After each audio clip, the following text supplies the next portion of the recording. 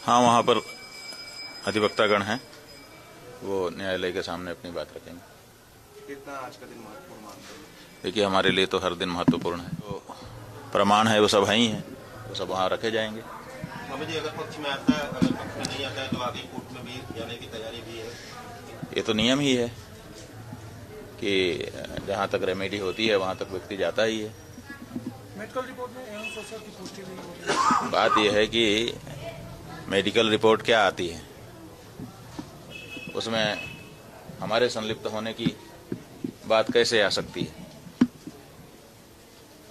आप तो कुछ भी कोई कह देगा मान लेंगे। उन्होंने कह दिया कि मेडिकल रिपोर्ट आ गई और उसमें प्रमाणित हो गया कि इन्होंने कुकर्म किया।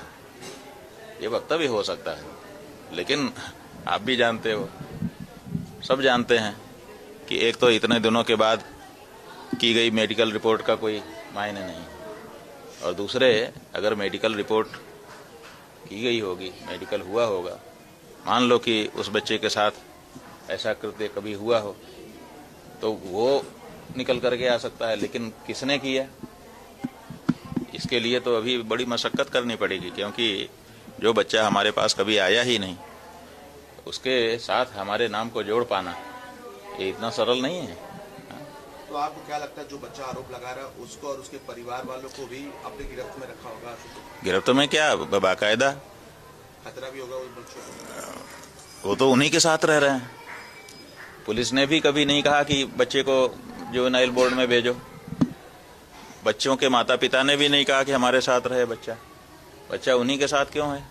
जो अखबार में समाचार आया था हरदोई के कि होटल में बच्चों को रखा गया है, पत्रकार भी बाहर खड़े थे, उनसे भी तो कहाँ मिलने दिया गया। तो जब बच्चे उसी के कब्जे में हैं, क्यों हैं? एक ऐसा व्यक्ति जो हिस्ट्री शीटर है, उसके साथ नाबालिग बच्चे उसी की कस्टडी में लगातार महीनों से बने हुए हैं। आखिर क्यों बने हुए हैं? आखिर क्यों उत्तर प्रदेश की पुलिस उसको ये मौका दे रही है? आखिर इसके पीछे क्या उद्देश्य है? इसी से समझ में आता है कि उत्तर प्रदेश की पुलिस उसको संरक्षण दे रही है और बच्चों को उसके साथ रह करके बयान आदि के लिए तैयार कर रही है। लेकिन केवल बयान से नहीं होता है, इसके लिए व्यवस्था आप बनावटी कितनी भी बनाएं, जो सच है वो सच ही रहने वाला है और जो झूठ है वो झूठ ही रहने वाला है। आशुतोष ने कहा था जो लैपटॉप में बताया कि सारे साक्ष्य मौजूद हैं, तो उसको लेकर कैसे लेते हैं? बात यह है कि जो व्यक्ति उतावला है बताने के लिए, एक एक बात बताते जा रहा है, जो सच है जो झूठ है सब बोलता चला जा रहा है। उसके पास लैपटॉप में कोई चीज हो और उसके बाद वो लैपटॉप को केवल बंद रखेगा। एक कहावत अपने पुराने लोगों ने कही है, बुजुर्गों ने, कि बंधी मुट्ठी लाख की और खुल गई तो खाक की।